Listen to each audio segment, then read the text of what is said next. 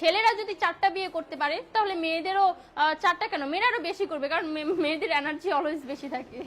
ছেলেরা যদি 4টা বিয়ে করতে পারে তাহলে মেয়েরা পারবে না কেন? অবশ্যই পারবে, কারণ নারী পুরুষ সমান অধিকার। আর যদি একটা কথাই চিন্তা করি তাহলে মেয়েদের চেন কোনো কাজে লাগে না, চেন খুলে মুতার অধিকার তো তাদেরও আছে। মালে আসেন, একটা চাবি দিয়া যদি 4টা তালা খোলা যায় ওটাকে বলা হয় মাস্টার কি, আর একটা তালা যদি 4টা চাবিতেই খুলে সেটাকে বলা হয় খাঙ্কি। ধরেন আপনি 4টা ইঁদুর পালেন, আপনার কাছে গর্ত আছে একটা, বাহিরে অনেক বৃষ্টি, বুঝেনি তো ওয়েদার ডিমান্ড, এখন 4টা ইঁদুরের একসাথে গর্তে ঢুকতে হবে, তখন আপনি কি করবেন? ধরলাম উপরে নিচে মিলাই আরো 2টা আছে, হ্যাঁ, তাহলে 4 নাম্বার ইঁদুরটা কই যাবো? কানের ফুটা দা না নাকের ফুটা দিয়া? হ্যাঁ, তার মধ্যে মাসের মধ্যে 7 দিন থাকে লকডাউন।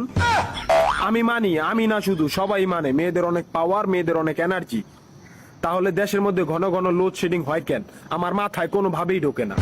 একটা ছেলে যদি 4টা বিয়ে করে, 4টা ঘরে যদি 10টা সন্তান থাকে, তারপরে বাপের নামে একটাই থাকবো। এখন আপনি যদি 4টা বিয়ে করেন, একটা সন্তান হয়, তাহলে বাপের নাম কি দিবেন?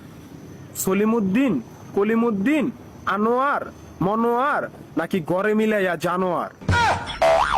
আপনি কি নারী না ঢাকা শহরের লোকাল গাড়ি? 30টা সিট ফুল, 20 জন দাঁড়ানো, তারপরও বলে পিছনে সিট খালি, ওঠেন তাড়াতাড়ি, পিছনে সিট খালি, ওঠেন তাড়াতাড়ি। শুধু এই সমস্ত মেয়েদের কারণে পুরা নারী জাতির সম্মানহানি হয়।